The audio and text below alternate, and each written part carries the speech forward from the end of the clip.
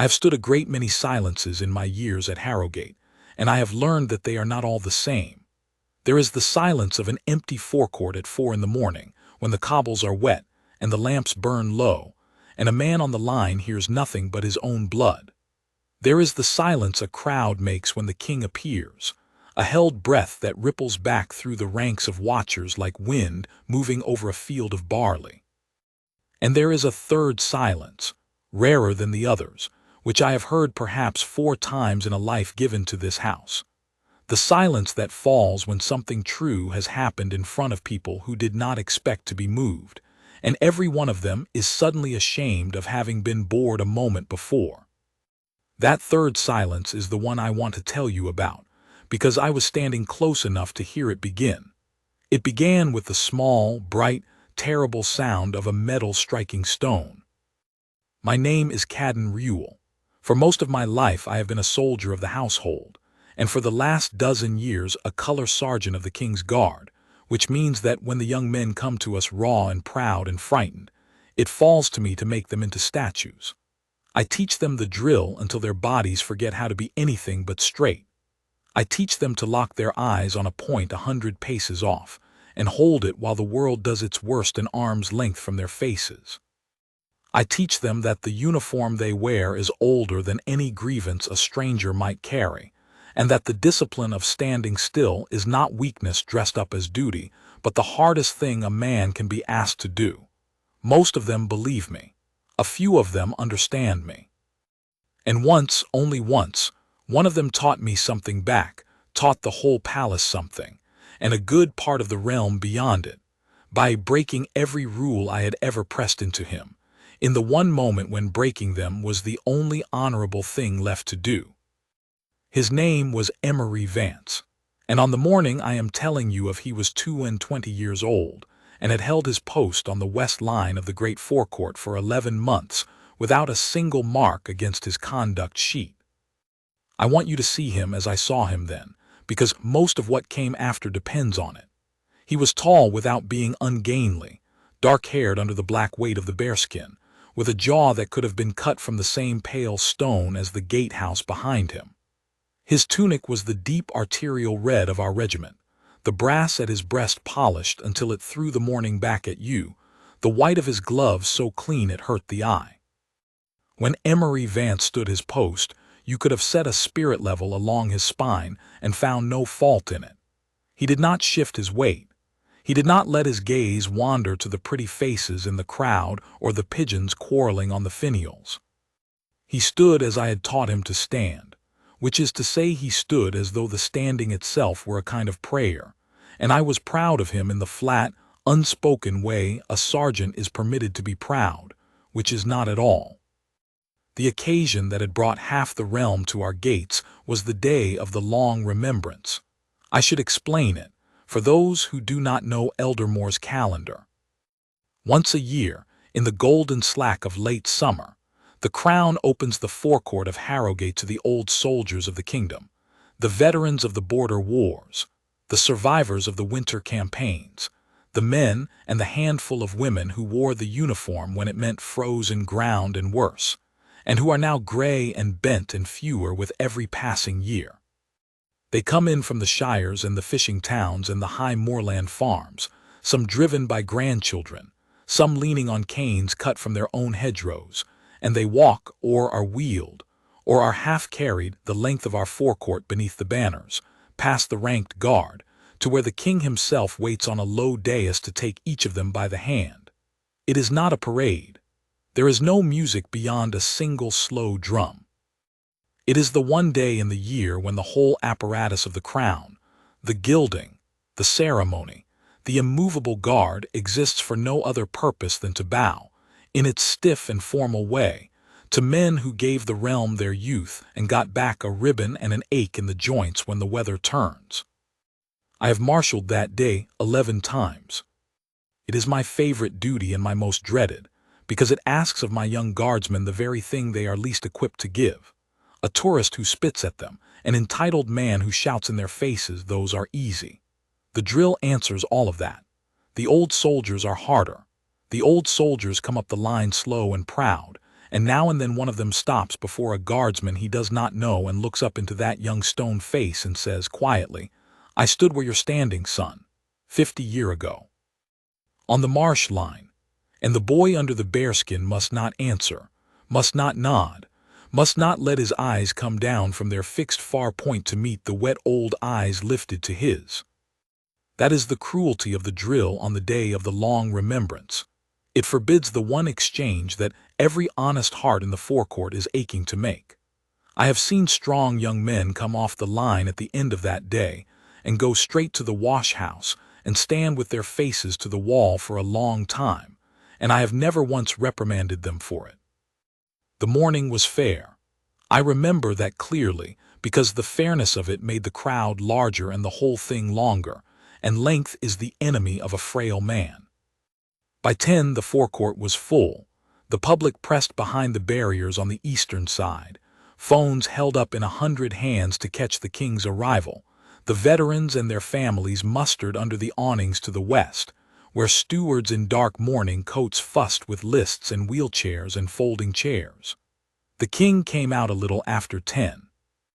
Alaric was not a young man himself by then, and he had the sense to keep the ceremony human, no long speeches, no brass band, only that one slow drum and his own 2 hands and however much time each old soldier needed.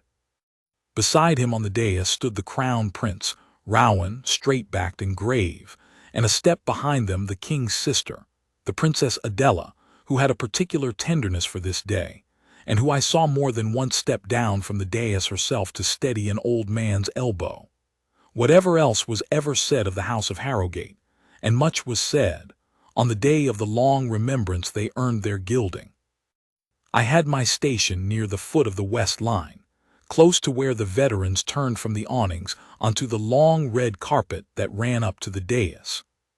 From there I could watch my guardsmen and I could watch the old soldiers, and I could step in if a chair jammed on the cobbles or a man's legs went out from under him, which happened, most years, once or twice, and was dealt with quietly by the stewards before the crowd ever knew.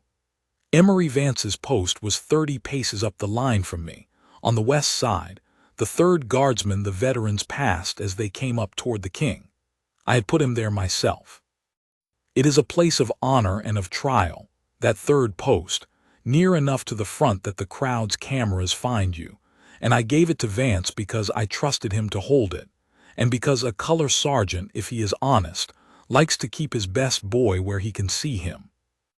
The line began to move a little after the king took his place. The drum found its slow heartbeat, and they came, the old soldiers of Eldermore, 1 and 2 and 3 at a time, up out of the shade of the awnings into the hard, clean light of the forecourt, and the crowd, which had been loud with the ordinary noise of a crowd, began to lower its voice, because there is something about the sight of a very old man walking a very long way on his own failing legs, toward a king, past a wall of silent scarlet, that quiets even people who came only to see the gold. The man I am going to call Captain Marsh came near the middle of the line, and I noticed him before he ever reached us. The way you notice a candle guttering in a draught, some part of you knows before you have thought about it that it is going to go out. He was very old. 90, I would have guessed, and I was not far wrong. He was a small man made smaller by the years, stooped so that his chin hung near his breastbone, and he came up the carpet on 2 sticks with a grandson, a great-grandson.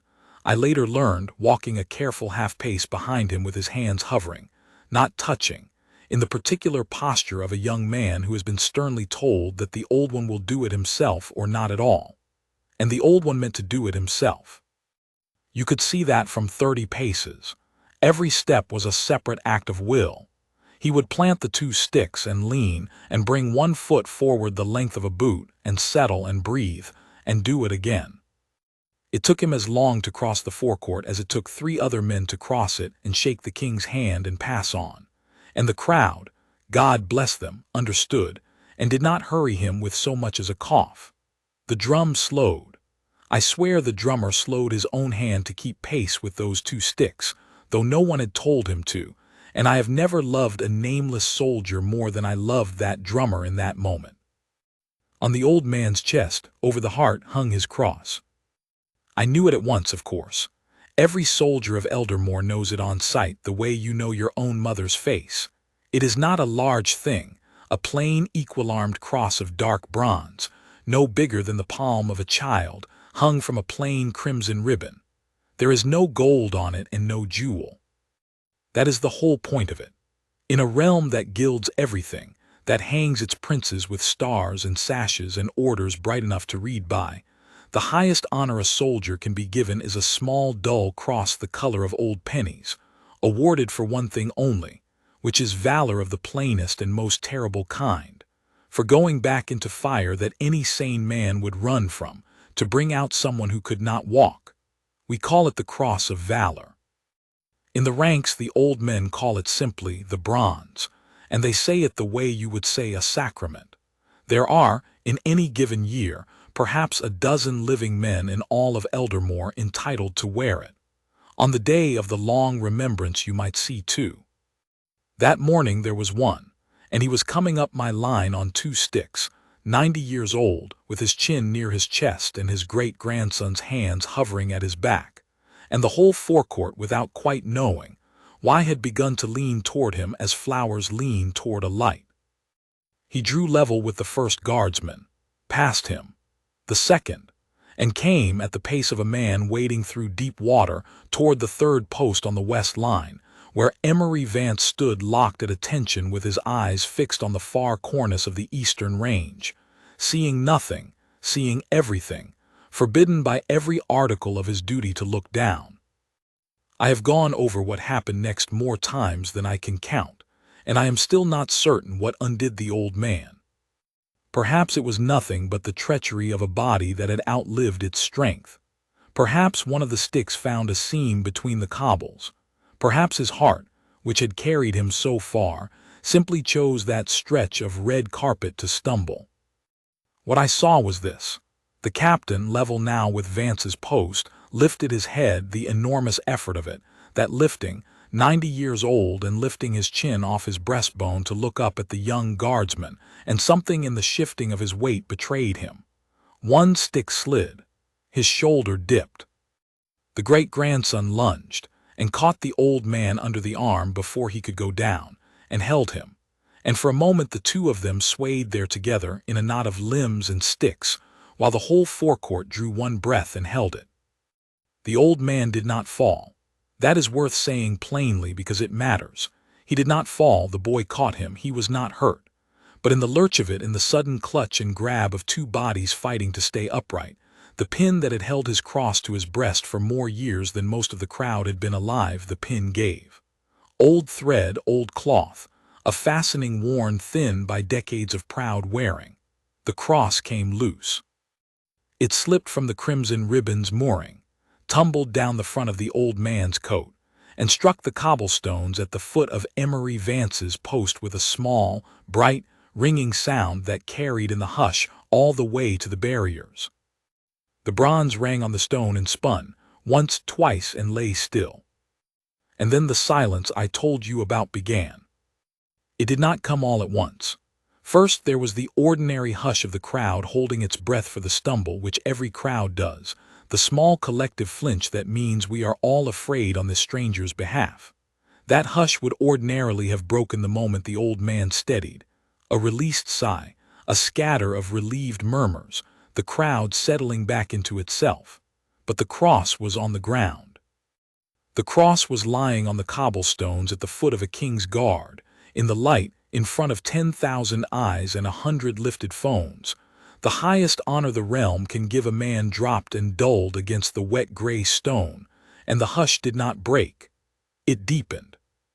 It went from the shallow hush of a near fall to something older and stiller, as person after person along the barriers understood what that small bronze thing was, and what it meant that it lay there, and the understanding traveled through the crowd faster than any word could have, so that within the space of 3 heartbeats the whole eastern range of watchers had gone as quiet as a congregation, and the only sounds in all that great forecourt were the slow drum, which faltered and stopped, and the ragged breathing of a 90-year-old man who had just realized what he had done. I saw the captain's face then. He had got his feet under him again, one hand white-knuckled on his great-grandson's forearm, and he was looking down at the fallen cross with an expression I hope I never have to see on a man's face again. It was not the annoyance of someone who has dropped a hat.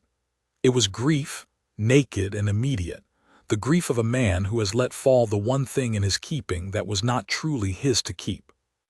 Because that is the thing you have to understand about the bronze, and I understood it in that instant looking at his face. A man does not wear the cross of valor for himself.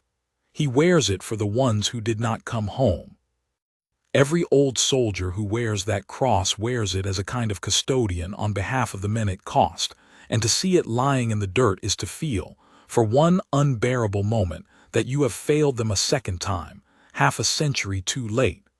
All of that was in the old man's face. He began, God help him, to try to bend. 90 years old, on 2 sticks, one of them still skittered out to the side, and he began to lower himself toward the cobbles to pick up his cross, and his great-grandson's arms tightened around him in pure animal fear, because a man that age who goes down onto the stones does not always get up again. And 30 paces off, at the foot of the west line, I stood in my color sergeant's braid and did nothing, because there was nothing I could do that would not have made it worse. Let me tell you about the trap we were all in, because unless you have soldiered you may not feel the walls of it. Emery Vance stood not 3 feet from the fallen cross. He could have bent and had it in his gloved hand in less time than it takes to read this sentence. And he was, of all the hundreds of people in that forecourt, the one single human being most absolutely forbidden to do so. A king's guard on the line does not move. That is not a guideline. It is the whole of him. He does not move to swat a wasp from his eye, or to ease a cramped leg, or to acknowledge a pretty girl, or to answer an insult. Men have stood our lines through bee stings and nosebleeds, and the deaths of fathers they only learned of after. The drill exists precisely so that nothing, no provocation, no pity, no private grief, can pull the guard out of his post, because the moment one guardsman decides for himself which causes are worthy of breaking ranks, the whole wall of scarlet becomes a wall of men with opinions, and a wall of men with opinions is not a guard at all. I had told Emery Vance that 100 times. I had told it to him in the drill shed at dawn and on the parade square in the rain, and in the quiet of the guardroom over cocoa, and he had believed me, and he was right to believe me. And now the belief I had built into him stood him rigid 3 feet from an old hero's dishonored cross while the whole realm watched. And I could not have said, if you had asked me in that instant, whether I wanted him to hold or to break. Nor was the drill our only jailer. There is a protocol for these things, for anything that goes wrong on a ceremonial line, and the protocol does not involve the guard. If an object falls, a steward retrieves it. If a guest stumbles, a steward steadies.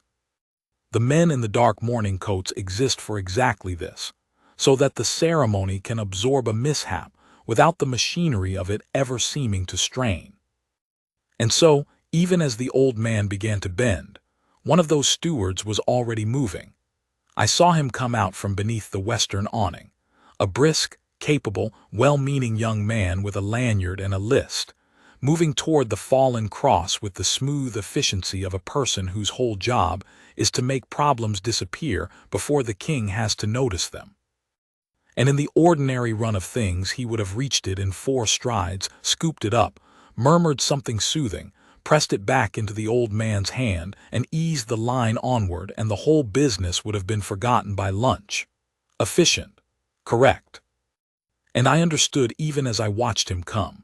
Wrong in a way I could not yet have put into words. Wrong the way it is wrong to have a stranger fold the flag off a coffin as though it were a tablecloth.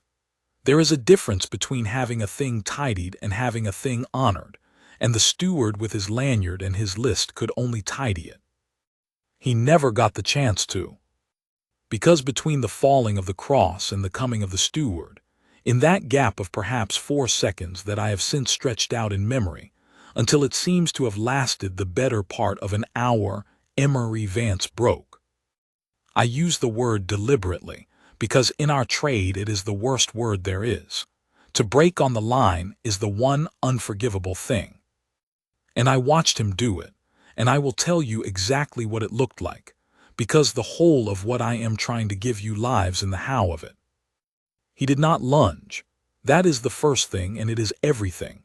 A lesser man, a panicked man, would have grabbed, would have ducked down in a flustered scramble the way you snatch at a dropped glass, and made of the sacred thing an accident twice over.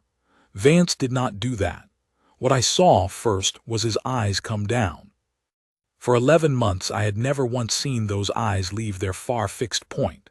And now, slowly, deliberately, with something in the movement that was almost ceremonial, Emery Vance lowered his gaze from the eastern cornice to the old man's stricken face, and held it there for a moment, long enough for the captain to see that he had been seen, and then lower, to the bronze cross lying on the stones. And then, in the crisp, unhurried tempo of the drill itself, as though this were a movement he had rehearsed 10,000 times on the square, he brought his rifle up and across and grounded it, set the butt of it to the cobbles beside his right boot with a single clean tap that rang in the silence like the stroke of a small bell, and he took one pace forward off his post, and he knelt. He went down on one knee, the right, in the exact attitude a man takes to receive a blade on his shoulder, or to swear an oath before an altar.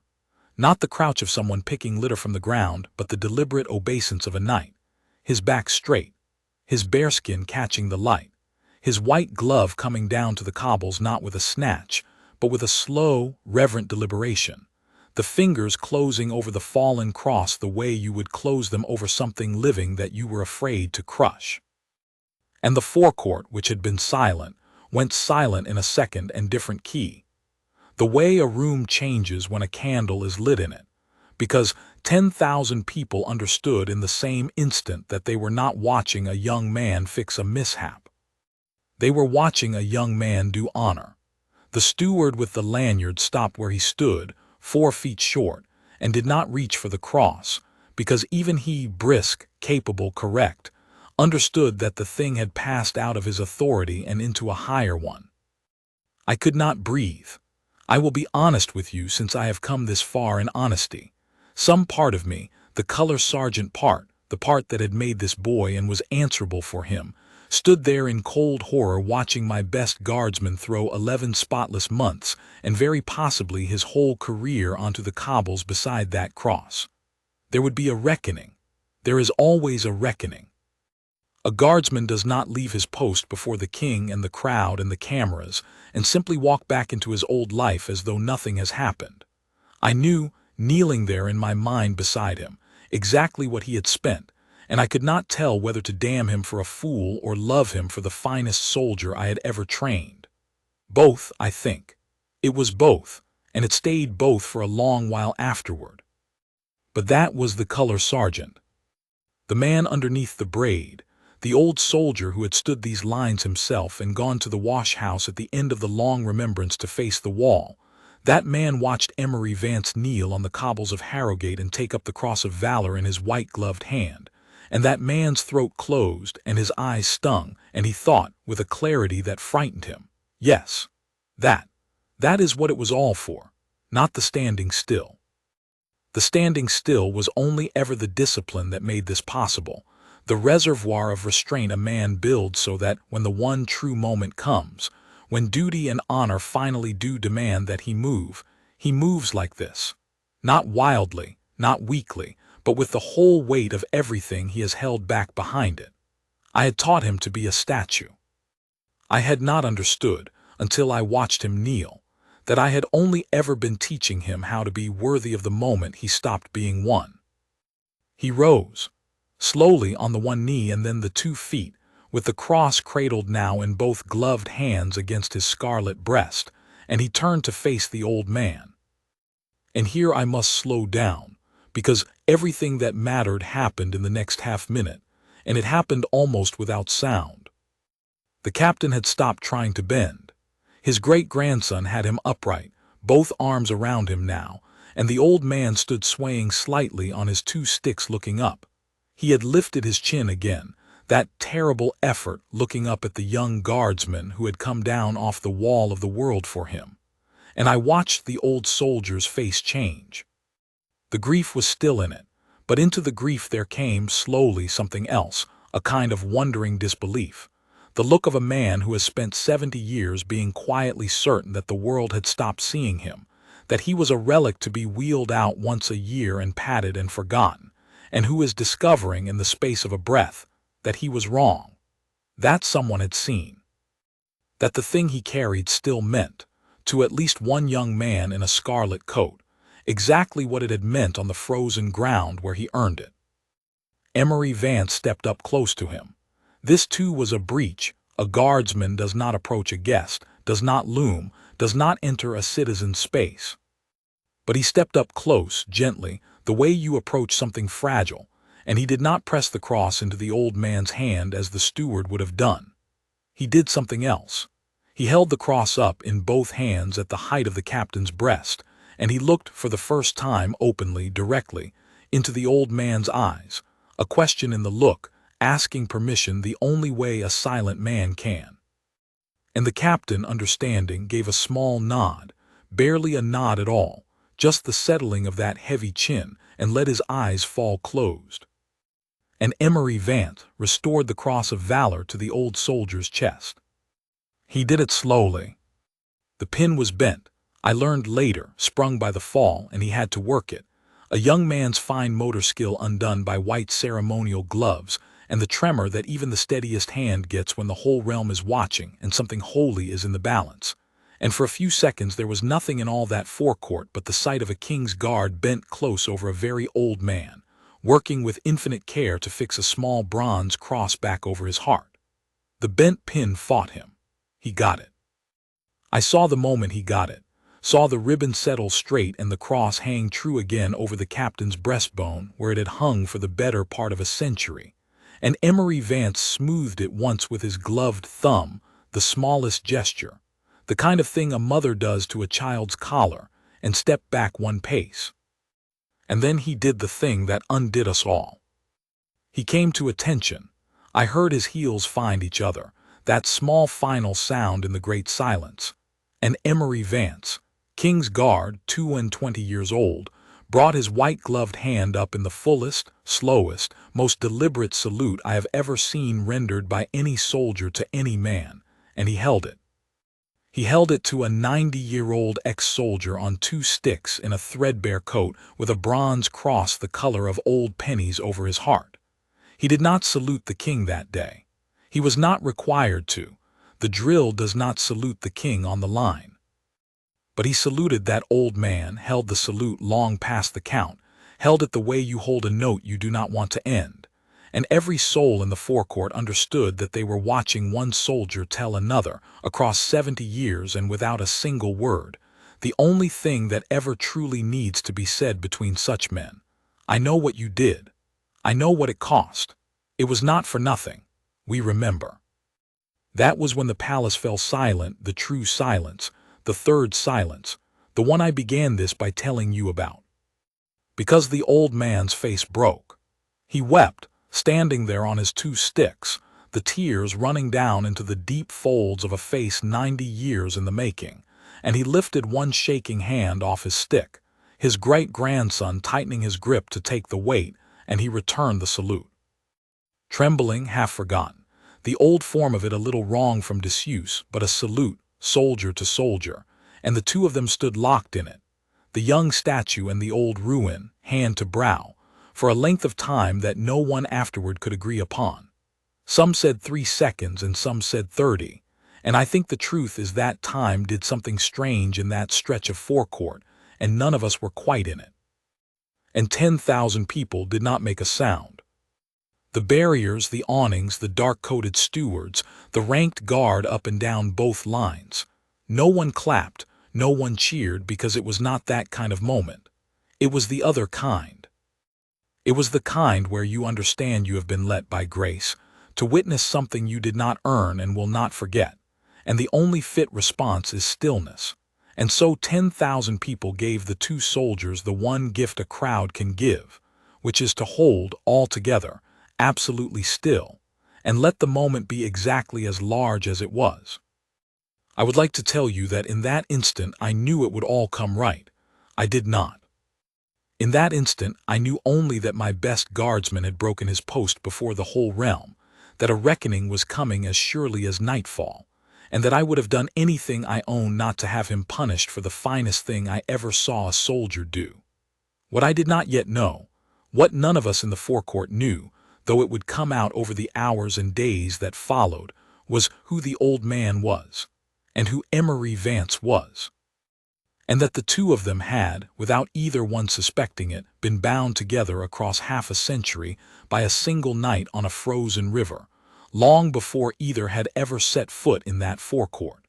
But I am getting ahead of my own tale. Let me go back and tell it in its order, because the order is where the meaning lives. The salute ended. They always do. Emery Vance brought his hand down, and the old man's hand came down after it, and for a moment the two of them simply looked at one another, the young guardsman and the old soldier, and then Vance did the last correct thing left to him. He took one pace back onto his post, brought his rifle up off the cobbles to the shoulder arms, and became a statue again. Just like that, as though nothing had happened, as though he had not just spent his career. He fixed his eyes once more on the eastern cornice and locked his spine and stood. And if you had come new into the forecourt in that moment, you would have seen only an immaculate king's guard on his line, and an old man being helped up the carpet by a young one, and you would never have guessed that the ground had just moved under 10,000 people. The great-grandson got the captain moving again. The old man went the last stretch of the carpet to the dais, and I will tell you what I saw there because it is part of this. The king had watched the whole thing. Of course he had. The dais looked straight down the west line, and Alaric had seen every second of it, from the fall of the cross to the salute. And when the captain finally came up the last few feet to the foot of the dais, the king did something that the protocol does not provide for either.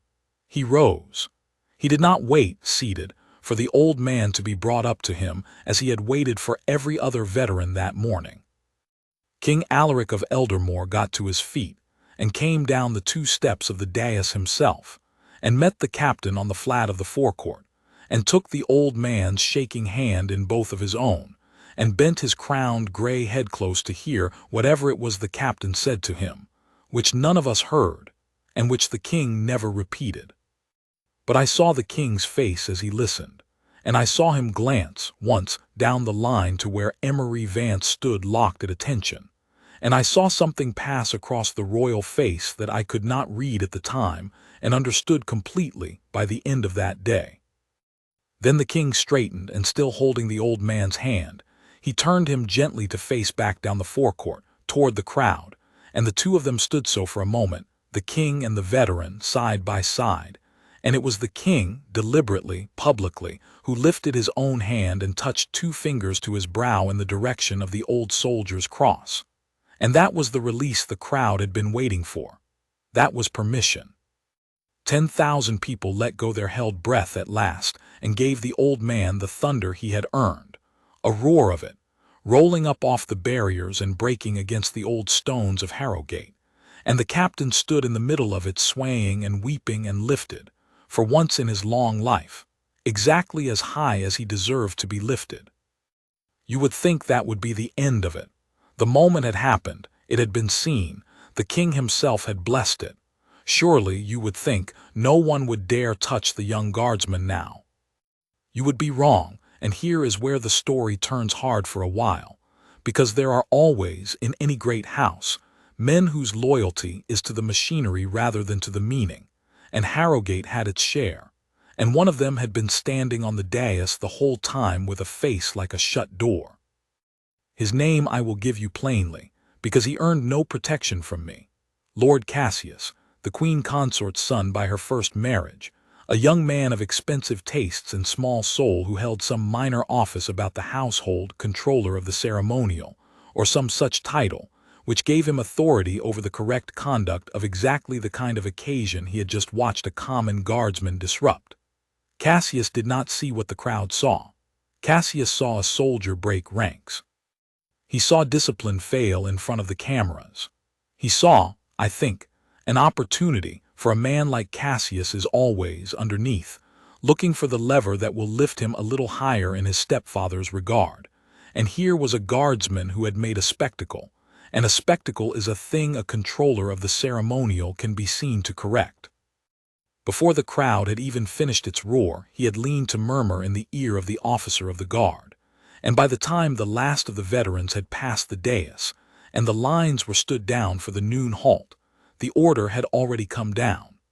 Guardsman Vance was to be relieved of his post, confined to barracks, and brought before a disciplinary board on a charge of abandoning his station on a ceremonial occasion.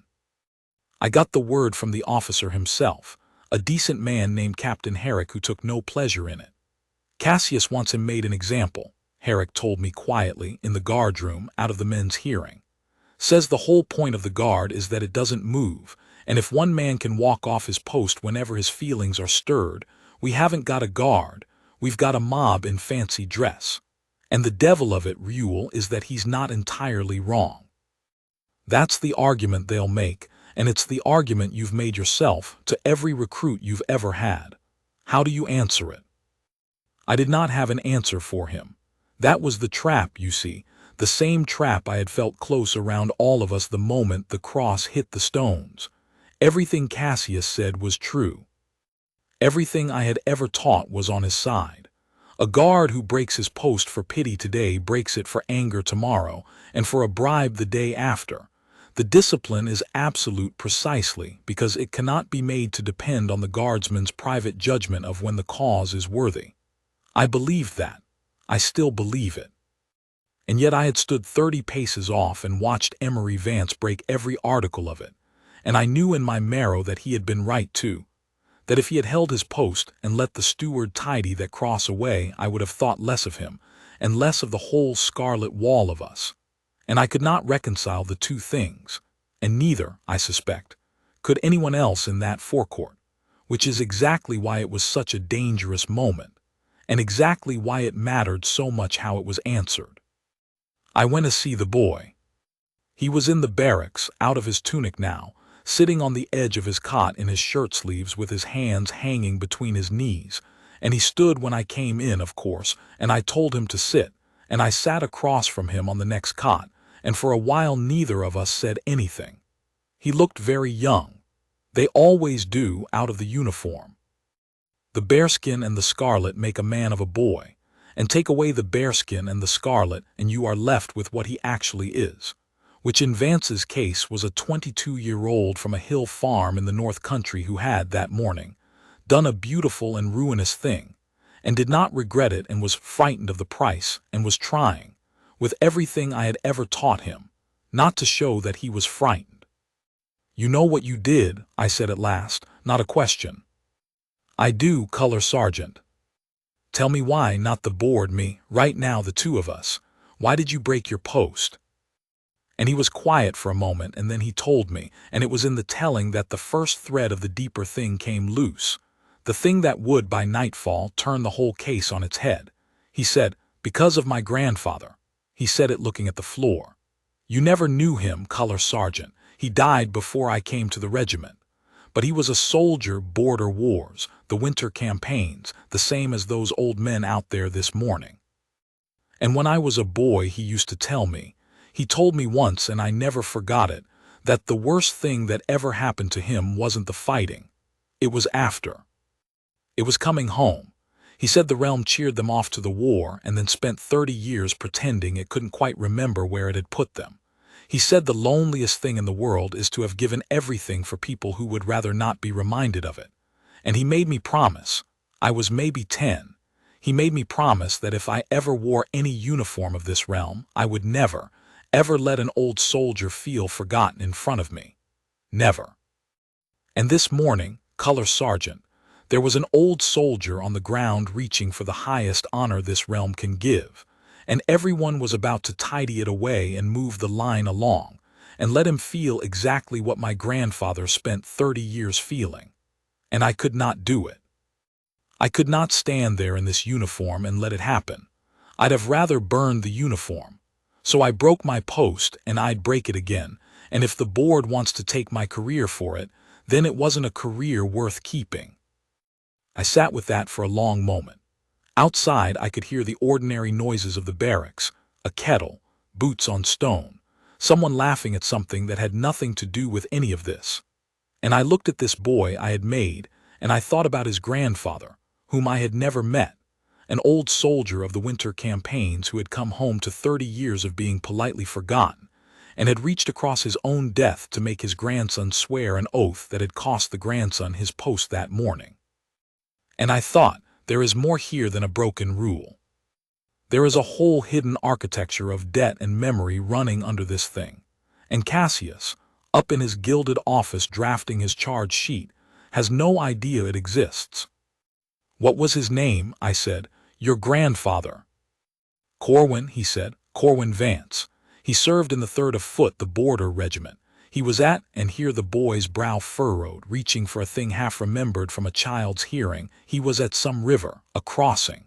In the bad winter, the year the border froze. He never talked about it much. Only that a lot of good men didn't come back off the ice, and that he only came back because he stopped. Because somebody carried him.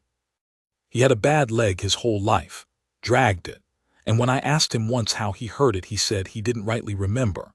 That the last thing he remembered clear was going down on the ice with the cold coming up through him like water.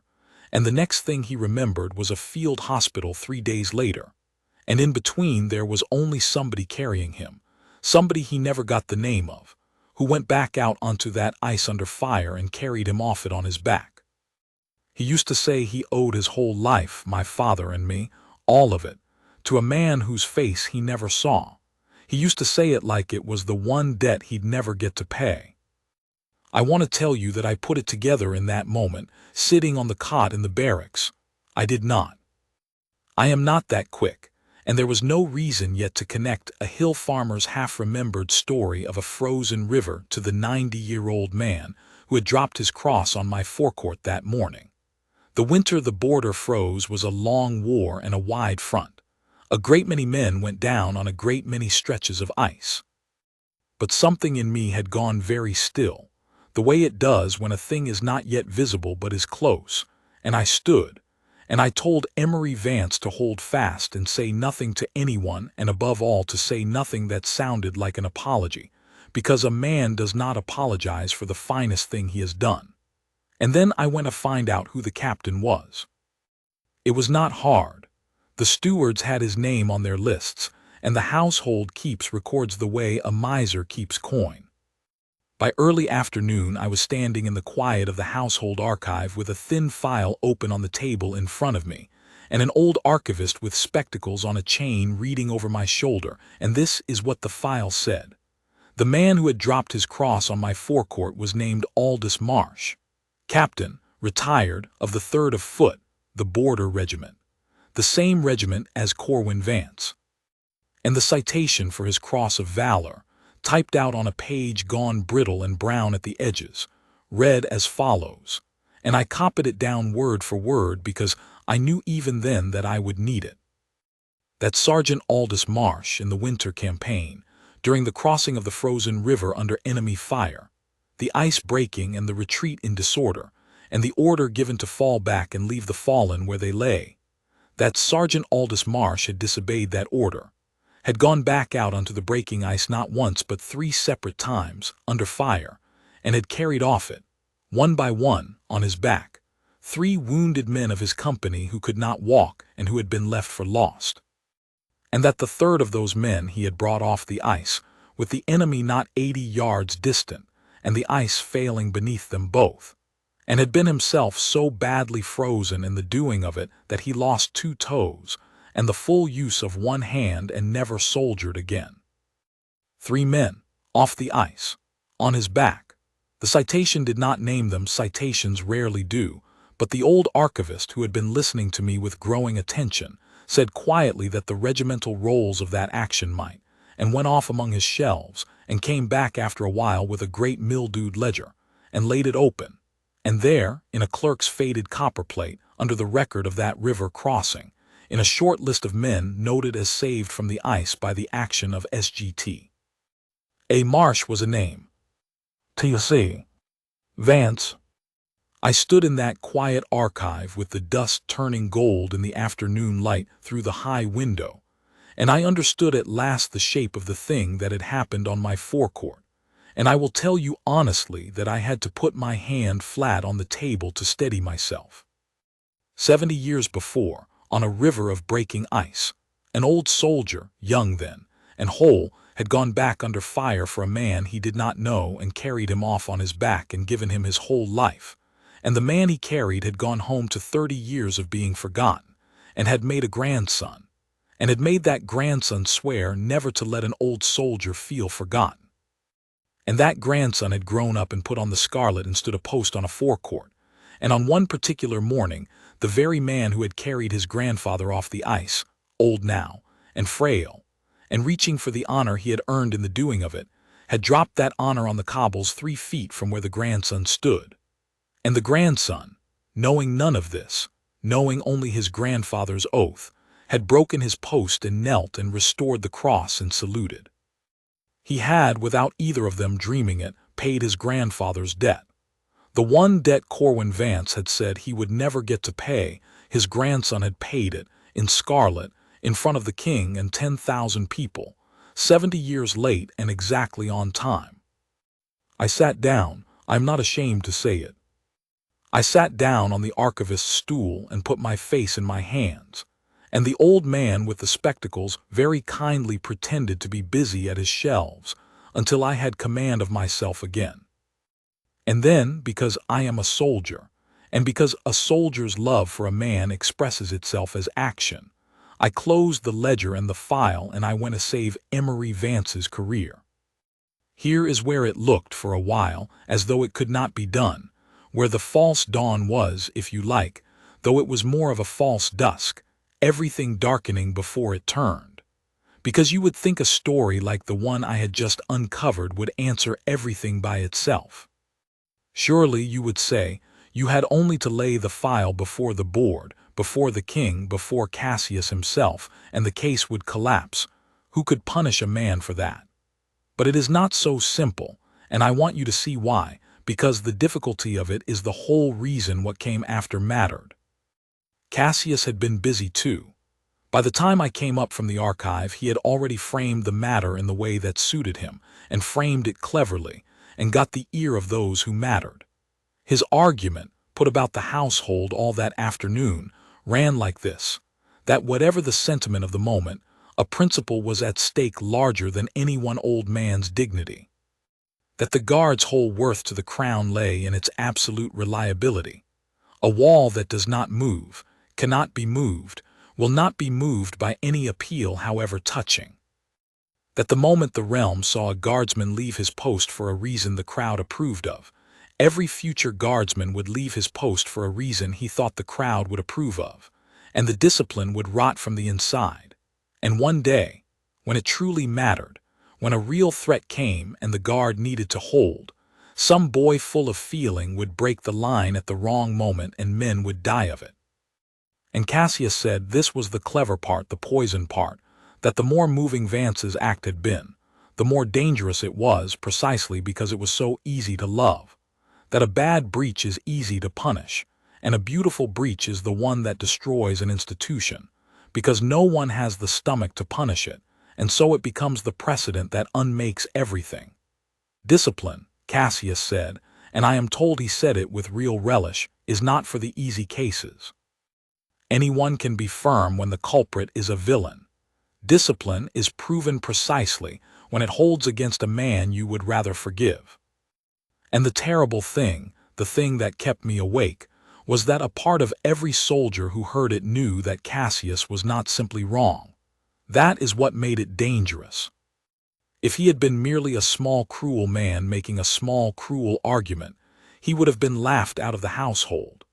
But he had found the one argument that had truth in it, the one argument that turned my own life's teaching into a weapon against the best student I ever had, and he had dressed it in the language of the very honor he did not possess, and men were listening.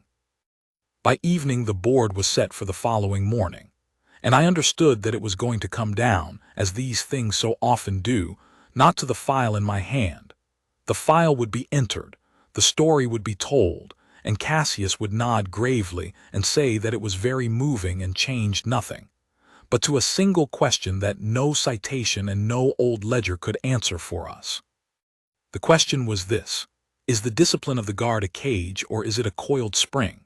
Is the standing still the whole of the thing, so that any breaking of it is a failure by definition? Or is the standing still only the discipline that makes possible the one right movement, so that a guard who could never, under any provocation of honor, be moved to the right movement would not be a better guard but a worse one?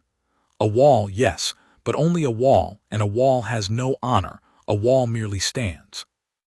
Everything turned on that, and it could not be settled by a file.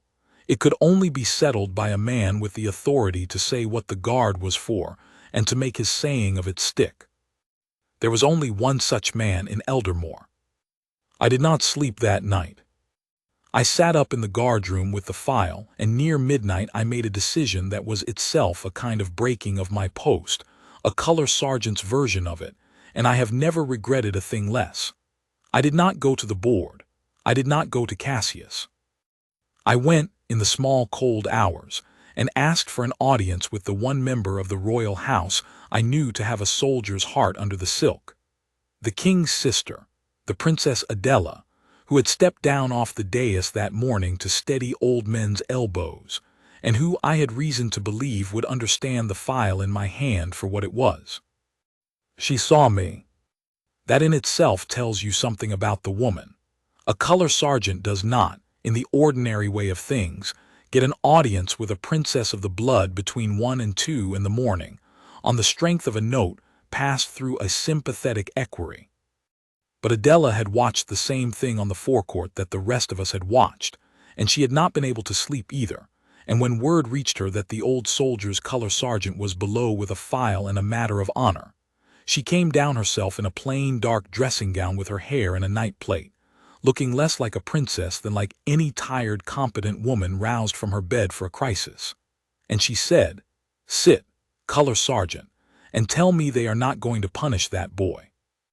And I said, "Ma'am, they mean to, and I have come to tell you why they must not," and I opened the file.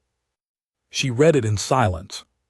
She read the citation, and the ledger page with Corwin Vance's name on it, and she listened while I told her the rest. The grandfather, the oath, the frozen river, the whole hidden architecture of it. And when I had finished, she sat for a while with her hand over her mouth, looking at the brittle brown citation on her knee, and then she said a thing I have carried with me ever since. She said, "You know what Cassius will say. He will say it is beautiful and it changes nothing. He will say the discipline has to hold against the beautiful cases most of all." I said that yes, ma'am, that was precisely what he was already saying, and that it was the cleverness of it that frightened me, because it was not wholly false. And the Princess Adela looked up at me and said, "No, it is wholly false, and I will tell you why, and you will tell the board, and if the board will not hear it, then I will fetch my brother out of his bed and he will hear it. The discipline does not exist to prevent that salute. The discipline exists to produce it. A guardsman who could not be moved to kneel to that old man would not be a disciplined soldier. He would be a broken one. Cassius has it exactly backwards, and the whole realm felt this morning that he has it backwards, which is why 10,000 people wept, and I will not have my house punish a boy for doing the one thing that made all our gilding mean something." And she stood and gathered her dressing gown about her and said, "Be at the board in the morning, color sergeant, with your file. Leave the rest to me." The board convened at 9 in the long paneled room they use for such things, under the old regimental colors hung tattered in their glass cases. I was there, and Captain Herrick, and 3 senior officers of the household troops who would sit in judgment, and Lord Cassius, who had appointed himself the presenter of the case, and who came in with a clerk and a sheaf of papers, and the settled, comfortable look of a man who believes he has already won. And Emery Vance was brought in under escort, in his uniform now but without his rifle or his bearskin, and stood at attention in the middle of the floor with his eyes fixed on a point on the far wall the way I had taught him, and did not fidget, and did not plead, and looked, God help me, magnificent. Cassius made his case. He made it well. I will grant him that, small as it cost me to grant him anything. He spoke of the wall that does not move. He spoke of the 1,000 future guardsmen who would each decide for himself which cause was worthy. He spoke with a lawyer's cunning of how the very beauty of the act was the danger in it, how a guard undone by sentiment was a guard undone, and he laid Vance's spotless record before the board not as a defense but as an aggravation. See, he said, this is no reckless boy, this is your best man. And if your best man will walk off his post the moment his heart is touched, then you have no post at all. You have only a stage, and the scarlet is only a costume. He was building cleverly to a recommendation of dismissal, not a harsh punishment. He was careful to say, no prison, no disgrace, merely the quiet removal of a man who had proven he could not be relied upon to stand still. And he made even that sound like mercy.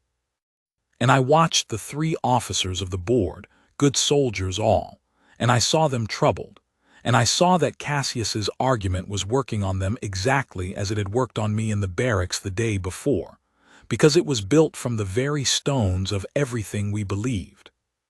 Then it was my turn, and I laid the file before them, and I told the story of the frozen river. I told it plainly, without ornament, because it needed none. I read them the citation. I showed them the ledger page with Corwin Vance's name. I told them of the oath the grandfather had laid upon the grandson, and I watched the 3 officers' faces change as they understood, one after another, that the young man standing before them had that morning, all unknowing, paid a 70-year debt of blood to the very man who had earned the cross he restored. And when I had finished, there was a silence in that paneled room not unlike the silence on the forecourt, and I thought for a moment that the file had done it after all.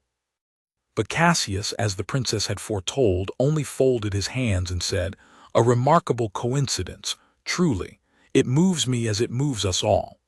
And then, softly, with the little smile of a man laying down a winning card, and it changes nothing. The board is not asked whether Guardsman Vance is a good man. No one doubts it. The board is asked whether a guardsman may abandon his post when his private conscience commands it, and the more moving the story, gentlemen, the more surely the answer must be no, for it is precisely the moving cases that will be pleaded by every future guardsman who wishes to excuse himself.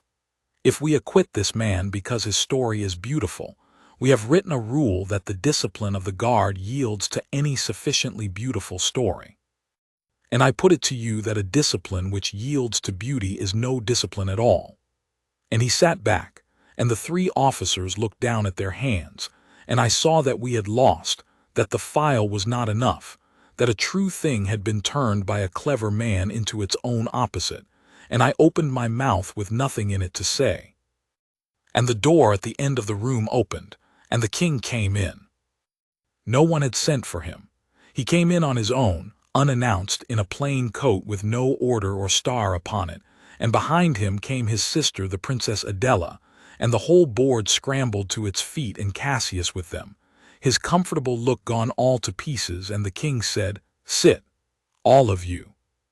I have come to listen, not to preside. And he took a plain chair at the side of the room like any observer and folded his hands and said, go on, Cassius. You were saying something about beauty and discipline. I should like to hear the end of it. But Cassius, it seemed, had lost the thread of his argument somewhere in the vicinity of the king's arrival, and could only stammer that he had said all he meant to say, that he rested the case for the good order of the guard in the board's wise hands. And the king nodded, and was quiet for a moment, and then he did not address the board at all. He turned in his plain chair and he looked at Emery Vance, who still stood at attention in the middle of the floor with his eyes fixed on the far wall, and the king said gently, look at me, guardsman. And Vance brought his eyes down off the wall and looked at his king. Yesterday morning, the king said, you left your post. Do you know what I was thinking on the dais in the moment you left it? Vance did not answer. It was not a question a guardsman answers. The king went on. I was thinking, there goes the discipline. I have watched that boy stand his line for the better part of a year, and I have thought him one of the finest statues in my guard, and now his heart has got the better of him and he is going to make a mess on my forecourt, and my controller of the ceremonial will spend a fortnight telling me about it." A ripple went round the room. Cassius went white. "That is what I thought," the king said, "in the first half-second, and then I watched what you actually did. I watched you ground your rifle like a man on the drill square. I watched you kneel like a man at an altar. I watched you take up that old soldier's cross as though it were the host itself, and pin it back over his heart with more care than my own valet takes with my orders of state. And then I watched you salute him, not me him, and hold it. And I watched a man who has been alone with what he did on some frozen river for 70 years discover, in front of my whole realm, that he was not alone, and had never been forgotten, and that the thing he carried still meant everything it had ever meant. And I want to tell you, guardsman, and I want this board to hear me say it, what I understood while I watched you." The king rose from his plain chair. "I understood that I had been wrong about what my guard is for." He walked to the middle of the room, and he addressed the board now, and Cassius, and all of us. But he kept one hand on Emery Vance's shoulder while he did it, as a father might. "My controller has made an argument," the king said, "and it is a clever one, and I have felt the pull of it, and I dare say every soldier in this room has felt it. He says the discipline of the guard must hold against the beautiful cases most of all, because the beautiful cases are the ones that will be pleaded to excuse the ugly ones. And there is a truth folded up inside that argument, which is why it is dangerous. But it is folded around a lie, and the lie is this, that the standing still is the whole of the guard. That the discipline exists for its own sake, that a man in scarlet is only ever a wall, and that the best wall is the one that can under no circumstances be moved." The king's voice hardened, and I heard in it, suddenly, the voice of a man who had himself worn a uniform young before ever he wore a crown. "But a wall is not a soldier. I can build a wall of stone that will never leave its post, never kneel, never salute, never feel a thing, and it will guard my gate as faithfully as any man, and it will be worth nothing, because it guards nothing that matters. What makes my guard more than a wall is precisely that there is a man inside the scarlet, a man with a heart.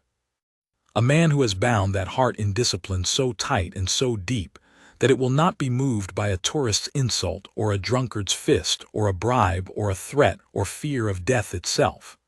Will not be moved by anything, anything at all, save the one thing a soldier's heart was made to be moved by, which is honor. And when honor itself comes up the line, when the highest valor this realm can bestow is lying dishonored on the cobbles, and an old hero is reaching for it with the last of his strength, then a guard who could not be moved even by that would not be my finest soldier. He would be my emptiest one. He would be the wall. And I did not build my guard out of the sons of Eldermore, and clothe them in the scarlet their fathers bled in, to make walls of them."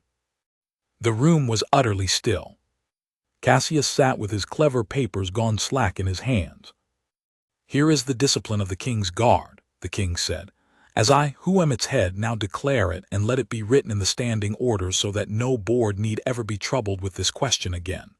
The guardsman does not move. Not for insult, not for injury, not for fear, not for favor, not for weariness, not for grief, not for any provocation or any temptation the world can bring against his post. He is a wall against all of it, save one thing only. When honor itself, not his private feeling, not his opinion, not his sympathy, but honor plain and unmistakable and such as any soldier in the realm would know on sight, when honor itself lies fallen before him and no one else can raise it, then the guardsman may leave his post to do it right, and having done it, returns to his post at once, and answers to his officer for the leaving. That is not the failure of the discipline.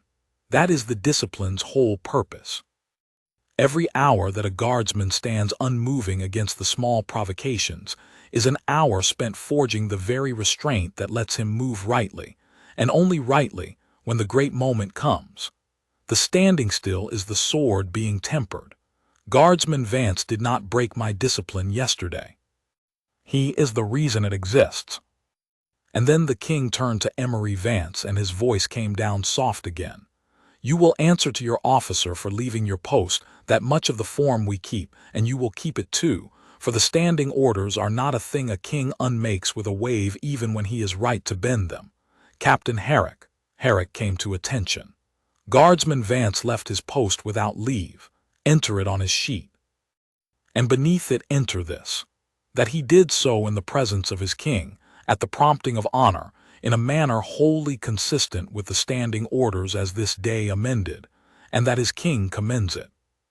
Let both stand on the record together, the leaving and the commendation, so that any guardsman who reads it in years to come understands the whole of what happened, that a man may be marked for stepping off his post and honored for it in the same breath, and that the two are not a contradiction but the very heart of what we are. He looked at Cassius then, only for a moment, and said, without heat, "The case is dismissed." And Cassius, the next time you would teach my guard about discipline, remember that you have never stood a post in your life, and that the men you would lecture have stood theirs through things you could not imagine. Discipline is not the cage you would make of it. It is the thing that lets a good man be good under pressure. You mistook the cage for the man. And that was the last Lord Cassius said in that room, and I am glad to report, very nearly the last office he held about the ceremonial, for the king had taken his measure that morning and did not forget it. But the king was not quite finished, and what he did next is the part the realm remembers, the part that ran on every screen in Eldermore by that evening and is spoken of still. He sent for the old man. Captain Aldous Marsh was still in the capital. He had been lodged overnight, at the Princess Adela's quiet instruction, in a good room with his great-grandson to tend him, for she had not been willing to send a 90-year-old hero back to the Shires the same day he had walked the length of the forecourt. And so within the hour the old soldier was brought to the palace again, up in a chair this time, wheeled into a smaller and more private hall where the king received him, and where, at the king's command, Emery Vance was brought too, in his full uniform now, bearskin and rifle and all restored. I was permitted to be present. I would not have missed it for my own life. The king told the old man everything. He sat down beside the wheeled chair, on a level with the captain's eyes, and he told him the whole of the thing that the rest of us had only pieced together. The frozen river, the 3 men carried off the ice, the name in the ledger, Corwin Vance, the grandson, the oath. And I watched Captain Marsh's face as the king unfolded it, watched the old man reach back 70 years into the coldest night of his life, and I saw the moment the name landed, Corwin Vance, saw the old man's lips move around it silently, and his hand come up trembling to his mouth, and his eyes go to the young guardsman standing at attention across the room. The young guardsman with the same jaw and the same northern set to his shoulders, as a private soldier. The captain had carried off the ice on his back when the boy's grandfather was younger than the boy was now. "Corwin Vance," the old man said, and his voice cracked on it. "The third one, I remember. I remember all 3. I've remembered them every night of my life, but the third one, the ice was going, I thought it would take us both. He kept saying, 'Leave me, leave me,' and I told him." The old man stopped and gathered himself, and when he went on it was to the young guardsman, not to the king. "I told him, son, I told your grandfather on that ice, I said, 'I'll not leave a man of the third to drown in the dark,' and I carried him off. And I never knew, all these years, I never knew if he made it home, if it had been worth the 2 toes and the hand and the rest of it. I never knew if the men I carried had lived, had married. Had his voice failed him entirely then, and it was the great-grandson who put a hand on his shoulder, and it was Emery Vance who did the last thing, the thing that finished all of us for good. He broke his post one final time. He crossed the hall in front of his king, and he knelt again down on the one knee before the wheeled chair, and he took the old man's ruined hand, the hand that had lost its use carrying his grandfather off the ice, and he held it in both his white-gloved ones, and he said, in a voice that the whole quiet hall could hear, "He made it home, sir. He married, and he had a son, and the son had me. He had a good life and a long one, and he told me about the man who carried him off the ice every year until he died, and he said he owed you everything, and that he'd never get the chance to pay it back. And Emery Vance's own voice went then, and he finished it in barely more than a whisper.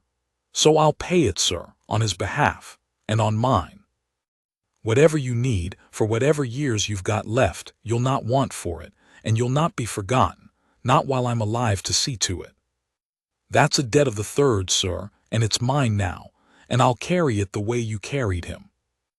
The old man wept, and put his ruined hand on the young man's bowed head, on the dark hair where the bearskin should have been, and blessed him the way an old soldier blesses a young one, which is to say without a single word, only a hand on the head and a long shaking breath, and the king looked away to give them the moment, and the Princess Adela did not look away, but let the tears run down her face unashamed, and I had faced a wall once in a wash-house at the end of a long remembrance. I faced no wall that day. I stood in the king's own hall and wept openly among princes, and was not ashamed, and am not ashamed now to write it down. That is the whole of what happened. But a story is not only what happened, it is also what came of it, and what came of it is worth the telling, because it did not end in that hall, and the good of it did not stop when the cameras did. The king was as good as his word about the standing orders. Within the month the amendment was written into the regulations of the household troops in language very close to what he had spoken in the paneled room, and it is there to this day, the article the men call, half in earnest and half in affection, the Marsh Clause. It provides, in the dry tongue of regulation, that a guardsman on ceremonial duty shall not quit his post for any cause whatsoever, save that, where the honor of the realm or of its soldiers lies fallen before him and no other may raise it, he may quit his post to set it right, and shall return to his post directly, and shall report the same to his officer. Every recruit I have trained since has learned that article by heart, and I have made it my particular business to teach them what it means, which is not what a careless reading might suggest. It does not mean a guardsman may leave his post whenever his heart is stirred. The heart is stirred by a great many things, and most of them are not honor. It means that the whole point of the standing still, the whole reason we grind these boys down into statues, is to build in them a discipline deep enough and true enough that when the one real moment comes, they will know it and will not mistake mere sentiment for it and will move rightly. I tell them, you spend 1,000 days learning not to move, so that on the one day you move like Emery Vance. Not before, not for less. And they listen, now, in a way they did not before, because now the teaching has a face and a name, and the name is on the wall of the drill shed where I have hung, with the regiment's leave, a photograph of a young guardsman kneeling on the cobbles of Harrogate to pin a bronze cross back over an old man's heart. Cassius, as I have said, did not long remain controller of the ceremonial. There was no dramatic disgrace.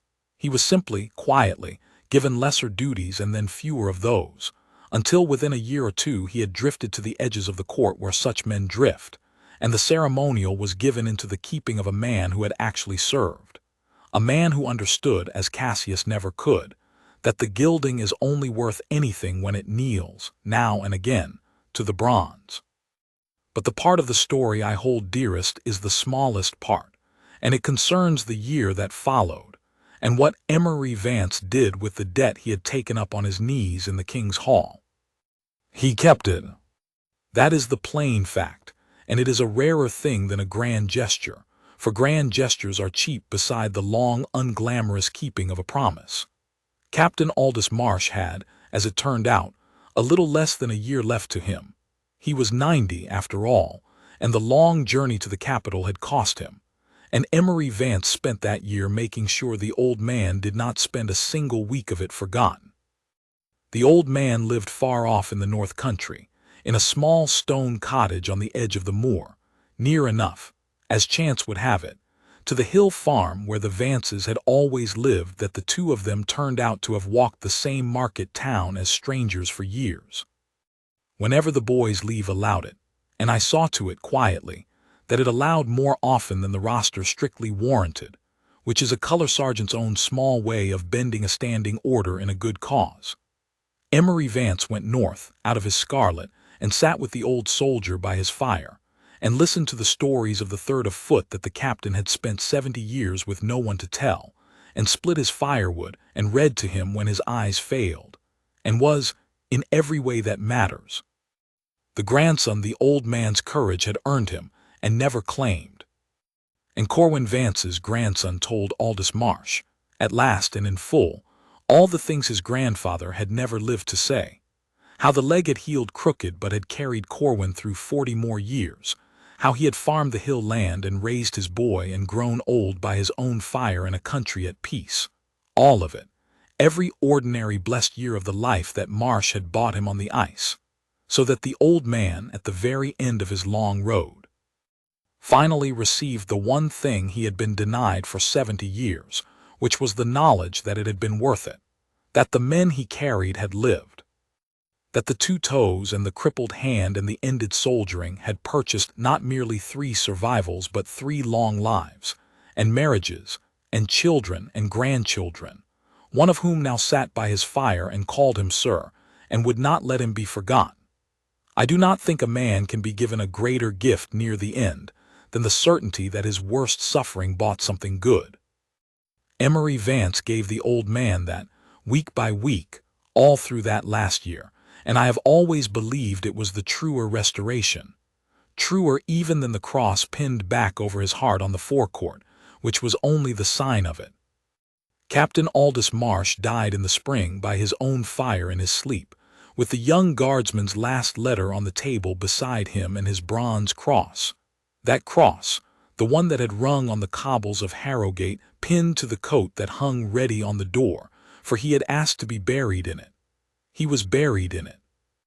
Emery Vance carried the corner of the coffin, out of his scarlet, in an ordinary black coat, one of 4 young men of the district who bore the old soldier to his rest in the little moorland churchyard, where the wind never quite stops. But the realm did not let him go unmarked, for the realm had watched him weep on a forecourt and had not forgotten. The king sent no gilded wreath and no grand delegation, which would have been the wrong note, and Alaric knew it.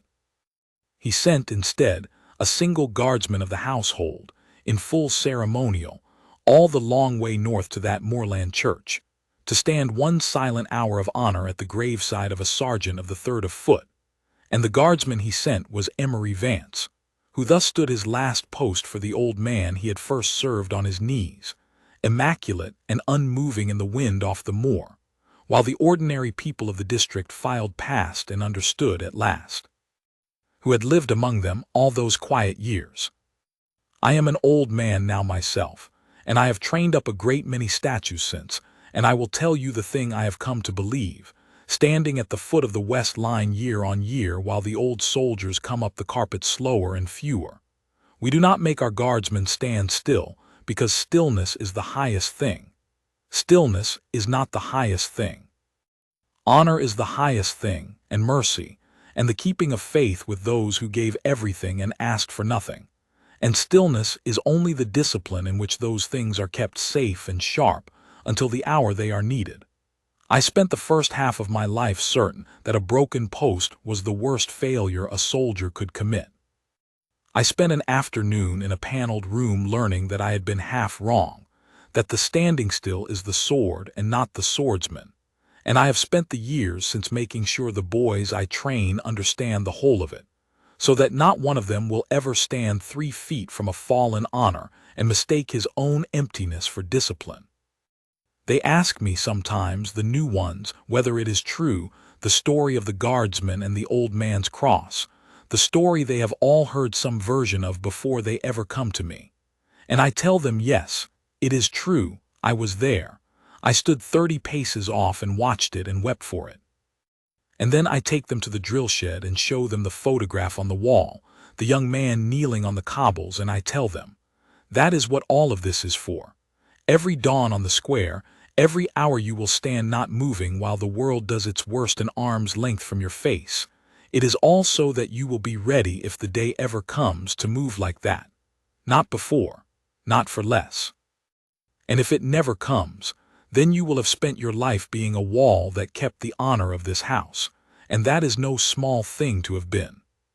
But if it comes, if honor itself ever falls at your feet and there is no one else to raise it, then I have taught you, as a man once broke his post to teach us all, that the finest thing a king's guard can ever do is know the one moment he is meant to move, and to move in that moment like a man who remembers. That is the third silence. That is what falls when a soldier gets it right. And I have heard it, in a long life given to this house, only a handful of times. But I heard it clearest of all on a fair late summer morning, in a great forecourt, when a small bronze cross rang once upon the stones, and a young man in scarlet came down off the wall of the world to lift it.